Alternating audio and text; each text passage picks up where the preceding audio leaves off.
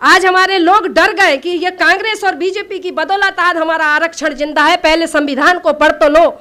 हमारे घरों में रामायण मिलेगी, गीता मिलेगी, महाभारत मिलेगी, वेद मिलेगा, पुराण मिलेगा, ब्रह्मोत्तर पुराण मिलेगा, वायु पुराण, अग्नि पुराण, मत्स्य पुराण, सब पुराण मिलेंगे। लेकिन अगर नहीं मिलेगा तो संविधान। मैं यहाँ बैठे हुए लोगों से पूछना चाहती हूँ, अपने अपने हाथ ऊपर करके बोलो कि किस किस के घर में संविधान है। 10% भी नहीं है। 10% लोगों के घरों में संविधान नहीं है, जो हमें गुलामी से आज़ादी की तरफ लेकर के आया। और हमारे पास गुलामी में जाने के लिए बहुत सारे धर्म ग्रंथ हैं। रामायण मिलेगी, गीता मिलेगा, वेद मिलेगा, पुराण मिलेगा, सब मिलेगा।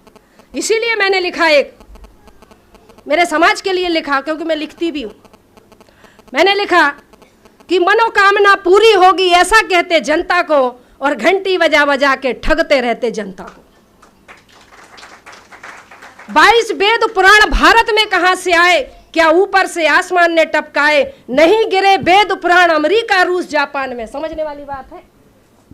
नहीं गिरे वेद पुराण अमेरिका रूस जापान में, और वेद पुराण टपके भारत में, तो एंटीना वालों के मकान में। उसका ऊपर से कांटेक्ट है कि वेद पुराण टपके भारत में, तो एंटीना वालों के मकान में, कि वीरों के वीर हनुमान यहाँ फिर स्वर्ण पदक के लाले क्यों, और धन की देवी लक्ष्मी यहाँ फिर भूखी नंगी जनता क्यों, और ज्ञान की देवी सरस्वती यहाँ फिर अनपढ़ जाहिल जनता क्यों।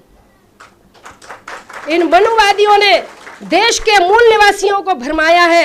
अब तो समझ जाओ कि हमारी अक्ल पर पड़ गया ताला है। इन पत्थरों की मूर्तों से सर टकराते टकराते मर जाओगे, पर है मेरे मूल निवासी भाइयों, कभी समस्याओं से निजात नहीं पाओगे। इसलिए बुद्धि की शरण में आओ, देखो, समाज को पढ़ो, नजदीक जाओ, दूर से मत पढ़ो कि हम टीवी पे देख रहे हैं। हाँ, जाओ ग्रामीण क्षेत्रों में जाओ। इसी समाज की बदौलत हमें प्रतिनिधित्व का अधिकार मिला।